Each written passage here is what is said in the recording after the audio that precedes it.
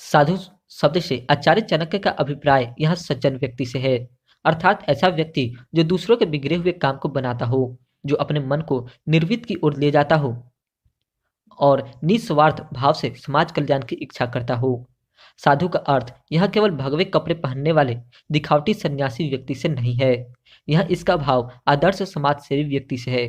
परंतु ऐसे आदर्श व्यक्ति सब जगह कहाँ मिलते हैं? वे तो दुर्लभ ही हैं। जहां भी मिले उनका यथावत आदर सम्मान ही करना चाहिए। पुत्र के प्रति कर्तव्य। आचार्य चाणक्य यहाँ पुत्र के संबंध में उपदेश करते हुए कहते हैं कि बुद्धिमान लोगों का कर्तव्य है कि पुत्र को सदा अनेक प्रकार से सदाचार की शिक्षा दें। नीतिज्ञ सदाचारी पुत्र ही कुल में पूजे जाते हैं, अर्थात पिता का सबसे बड़ा कर्तव्य है कि पुत्र को अच्छी शिक्षा दे। शिक्षा केवल विद्यालय में ही नहीं होती, अच्छे आचरण की, व्यवहार की शिक्षा देना पिता का पावन कर्तव्य है।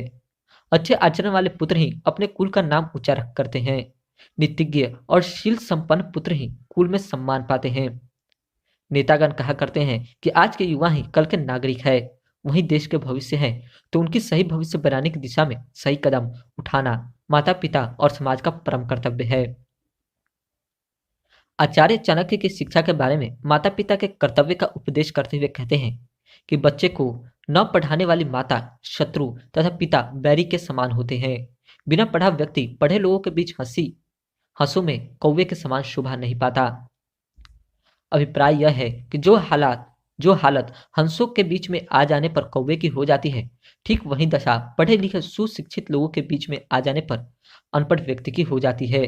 इसलिए बच्चे को न पढ़ाने वाले माँ बाप ही उसके शत्रु होते हैं। आचार्य चाणक्य बालक के लालन पालन में लार प्यार के संदर्भ में उसके अनुपात और सार के बारे में उपदेश करते हुए कहते हैं कि अधिक लाड़ से अनेक दोष तथा तारण से गुण आते हैं। इसलिए पुत्र को और शिष्य को लालन की नहीं तारण की आवश्यकता होती है। अभिप्राय यह है कि अधिक लाड़ प्यार करने से बच्चे बिगड़ जाते हैं, उसके साथ सख्ती करने से ही वे सुधरते हैं। इसलिए बच्चों और शिष्यों को अधिक लाड़ प्यार नहीं देना चाहिए, उनके साथ सख्ती ही करनी चाहिए। स्वाध्याय। यह आचार्य स्वाध्याय की महत्ता प्रतिपादित करते हुए कह रहे हैं कि व्यक्ति को चाहिए कि वह किसी एक श्लोक का या आधे या उसके भी आधे अथवा एक अक्षर का ही सही मनन करे। मनन, अध्ययन, दान आदि कार्य करते हुए दिन को सार्थक करना चाहिए। अभिप्राय यह है कि कम से कम जितना भी हो सके मनुष्य को अपने कल्याण के लिए मनन अवश्य करना चाहिए। मनन करना, अध्ययन करना तथा लोगों की सहायता करना यह मनुष्य जीवन के अनिवार्य कर्तव्य है। ऐसा करने पर ही जीवन सार्थक होता है, क्योंकि मानव जीवन अमूल्य है। उसका एक एक दिन, एक एक क्षण अमूल्य है। उसे सफल बनाने के लिए स्वाध्याय, चिंतन, मनन एवं दान आदि सत्कर्म करते रहना चाहिए। यह जीवन का नियम ही बना लिया जाए तो सर्वोत्तम है। आसक्ति विष है। यहाँ आचार्य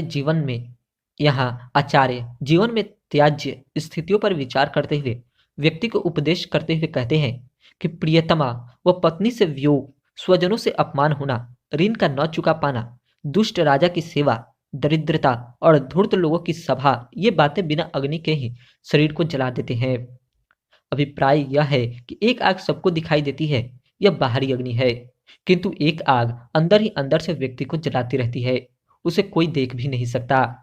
पत्नी से अत्यधिक प्रेम हो किंतु उससे बिछुड़ना पड़ जाए, परिवार वालों की कहीं पर बेइज्जती हो जाए, कर्ज को चुकाना मुश्किल हो जाए, दुष्ट राजा की नौकरी करनी पड़े, गरीबी छूटे नहीं, दुष्ट लोग मिलकर कोई सभा कर रहे हों, ऐसी मजबूरी में बेचारा आदमी अंदर ही अंदर जलता रहता है, उसकी तड़पन को कोई देख भी नहीं सकता।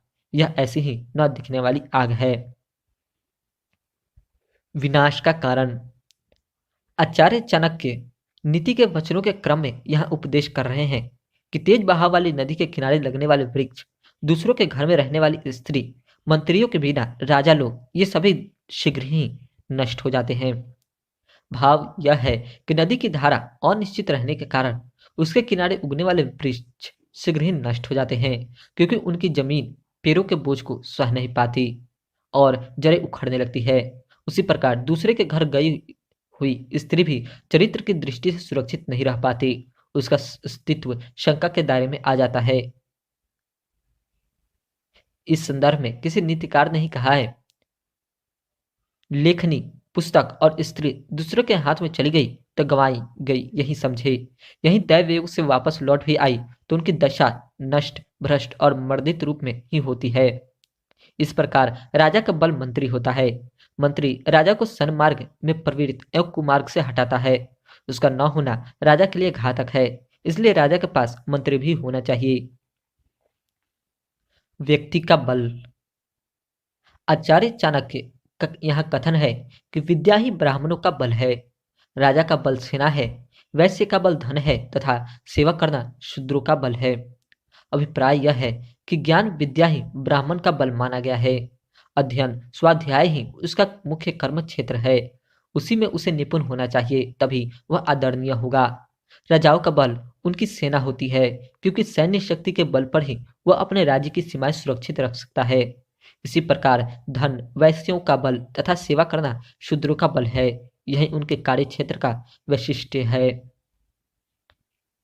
दुनिया की रीति। आचार्य चाणक्य यहाँ प्राप्ति के बाद वस्तु के प्रति उपयोगिता ह्रास के नियम को लगाते हुए कहते हैं, यह प्रकृति का नियम है कि पुरुष के निर्धन हो जाने पर वैश्या उस पुरुष को त्याग देती है। प्रजा शक्तिहीन राजा को और पक्षी फलहीन वृक्ष को त्याग देते हैं। इसी प्रकार भोजन कर लेने पर अतिथि घर को छोड़ देता है। अभिप्राय यह है कि वेश्या अपने पुराने ग्राहक को भी उसके गरीब पड़ जाने पर छोड़ देती है।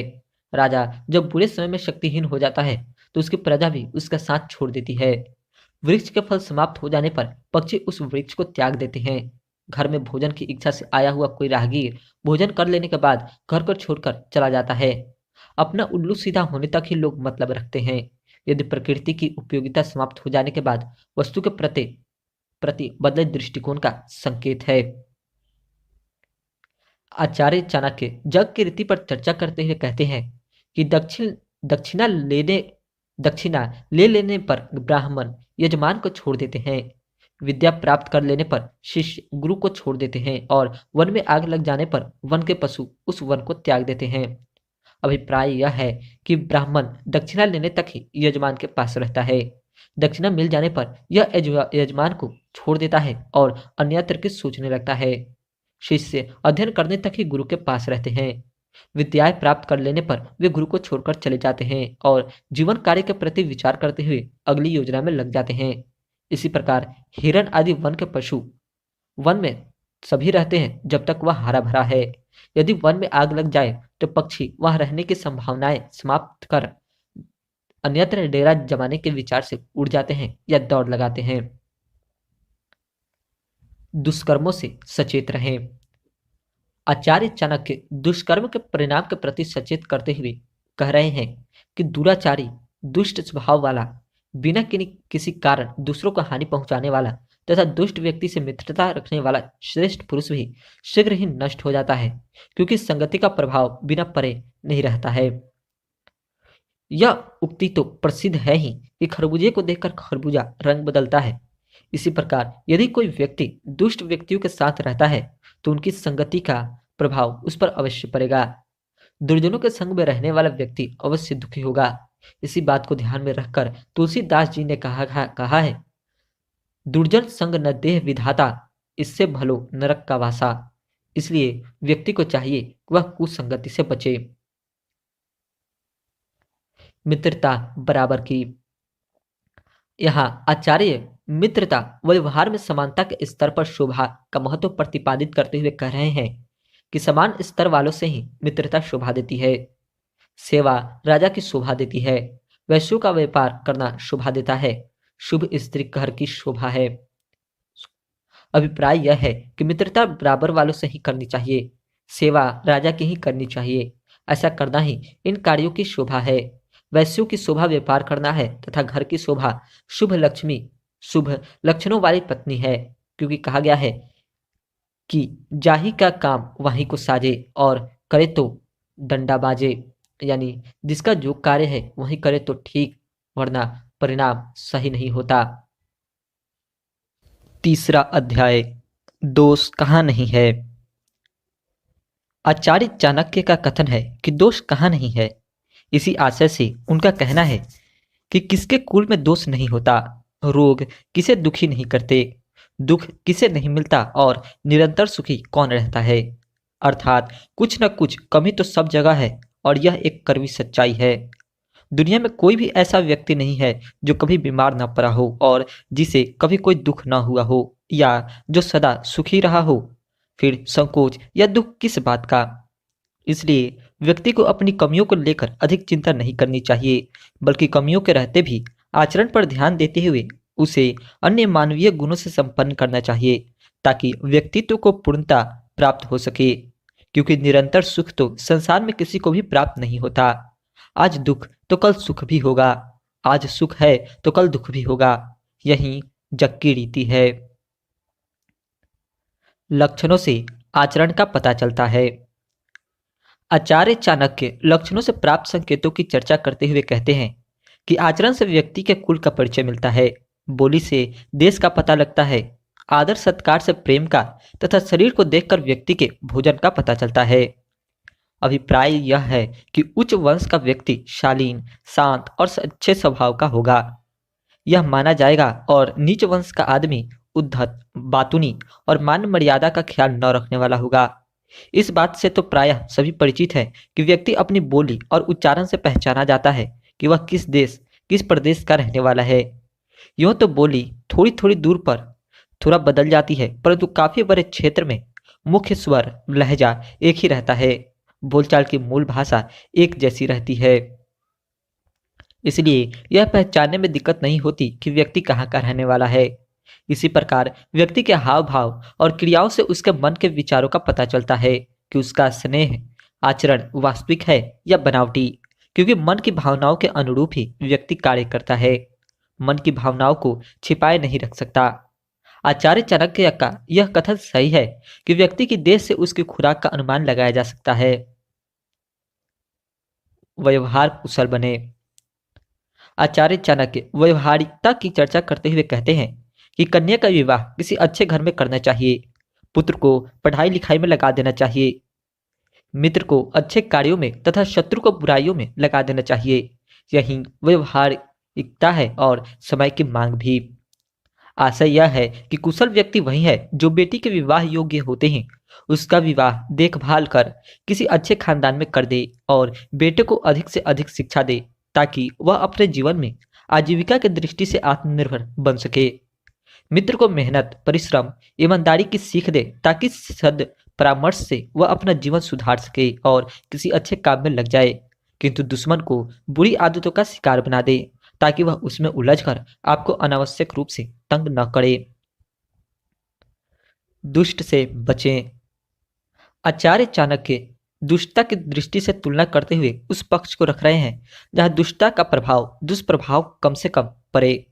उनका मानना है कि दुष्ट और सांप, इन दोनों में सांप अच्छा है, न कि दुष्ट। सांप तो एक ही बार डसता है, किंतु दुष्ट तो पग पग पर डसता रहता है। इसलिए दुष्ट से बचकर रहना चाहिए। अभिप्राय यह है, यदि यह पूछा जाए कि दुष्ट और सांप में कौन अच्छा है, तो इसका उत्तर है सांप दुष्ट से 1000 गुना अच्छा है। क्योंकि सांप तो कभी कभार किसी विशेष कारण पर ही मनुष्य को डसता है, किंतु दुष्ट तो पग पग पर डसता रहता है। दुष्ट का कोई भरोसा नहीं कि कब क्या कर बैठे, और यह भी तथ्य है कि सांप तभी काटता है जब उस पर पांव पड़ जाए या वह किसी कारण भयभीत हो जाए। लेकिन दुष्ट दुर्जन तो अकारण ही दुख पहुंचाने का यत्न करता है। संगति कुलीनों की करें। आचार्य चाणक्य यह कुलीनता का वैशिष्ट्य बताते हुए कहते हैं कि कुलीन लोग आरंभ से अंत तक साथ नहीं छोड़ते, वे वास्तव में संगति का धर्म निभाते हैं। इसलिए राजा लोग कुलीनों का संग्रह करते हैं ताकि समय समय पर सत्परामर्श मिल सके। अभिप्राय यह है कि अच्छे खानदानी व्यक्ति जिसके साथ मित्रता करते हैं उसे जीवन भर निभाते हैं। वे शुरू से अंत तक सुख और दुख दोनों दशाओं में कभी साथ नहीं छोड़ते। इसलिए राजा लोग ऐसे कुलीनों को अपने पास रखते हैं। इसलिए राजा लोग और राजपुरुष महत्वपूर्ण एवं विशिष्ट राजकीय सेवाओं में कुलीन पुरुषों की नियुक्ति उनके उच्च संस्कारों और परंपरागत शिक्षा दीक्षा के कारण ही करते हैं। वे कभी नीच अथवा ओछे हथकंडे अपनाकर अपने स्वामी के साथ छल या धोखा नहीं करते।